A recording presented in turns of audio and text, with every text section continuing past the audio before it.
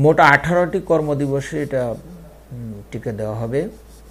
প্রথম 10 দিন শিক্ষা প্রতিষ্ঠান এবং স্থায়ী কেন্দ্র যেমন উপজেলা হেলথ কমপ্লেক্স, জেলা হাসপাতাল এগুলোতে দেওয়া হবে এবং পরবর্তী 8 দিন আমাদের স্থায়ী এবং অস্থায়ী কেন্দ্র। অস্থায়ী কেন্দ্র বলতে বোঝায় যে আমাদের সারা দেশে প্রতিটি ইউনিয়নে 24টি করে অস্থায়ী কেন্দ্র থাকে যেগুলোতে আমাদের রুটিন টিকা দেওয়া হয়। আমরা বাংলাদেশ তো টিকা দেওয়ার জন্য আমাদের আগে থেকে সুখ্যাতি আছে এবং আমাদের একটা এস্টাবলিশড ভালো সিস্টেম আছে। আমরা আশা করছি যে 95% অ্যাচিভমেন্ট হবে। আমাদের বিভাগীয় পর্যায়ে, জেলা পর্যায়ে, উপজেলা পর্যায়ে প্রশিক্ষণ হচ্ছে, ওরিয়েন্টেশন হচ্ছে, সাংবাদিক ওরিয়েন্টেশন হচ্ছে, যেসব শিক্ষকরা টিকা দিবেন তাদের ওরিয়েন্টেশন হচ্ছে এবং আমাদের নিয়মিত টিকাদান কর্মীদের পাশাপাশি স্বেচ্ছাসেবকরা কাজ করবেন তাদের প্রশিক্ষণ হচ্ছে।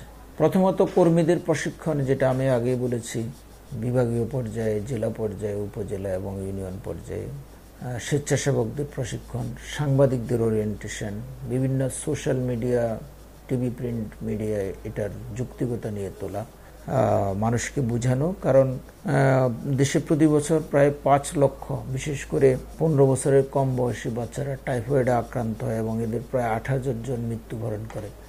তো এটা এই টাইফয়েড থেকে শিশুদের মুক্তি দেওয়ার জন্য এই প্রোগ্রামটা খুব প্রয়োজন এবং এটার যুক্তিকতা নিয়ে আমরা ক্যাম্পেইন চলছে।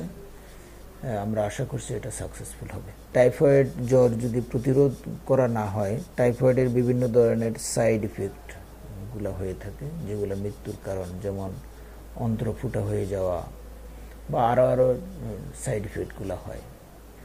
এবং এই টিকা গ্রহণ করলে 3 থেকে 7 বছর পর্যন্ত এগুলা থেকে বাচ্চারা মুক্তি পাবে। টাইফয়েডের টিকা দেওয়ার পর বাচ্চারা, এটা একটা পানিবাহিত রোগ, ব্যাকটেরিয়া দিয়ে হয়। এই টিকা দেওয়া থাকলে বাচ্চারা টাইফয়েডে আক্রান্ত হবেন না।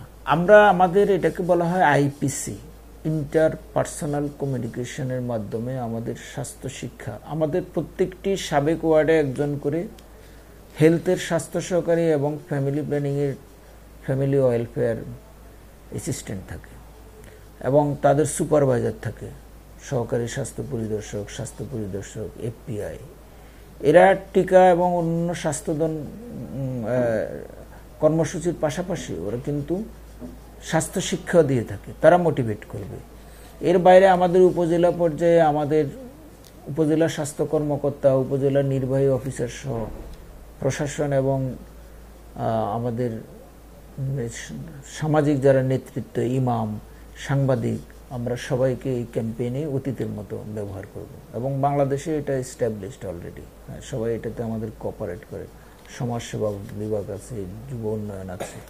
আমাদের প্রত্যেক ক্যাম্পেইনে বাদ পড়াদের জন্য আমরা আবার, এবং হার্ড টু রিচ এবং বাদ পড়াদের জন্য আমাদের সার্চিং প্রোগ্রাম থাকে।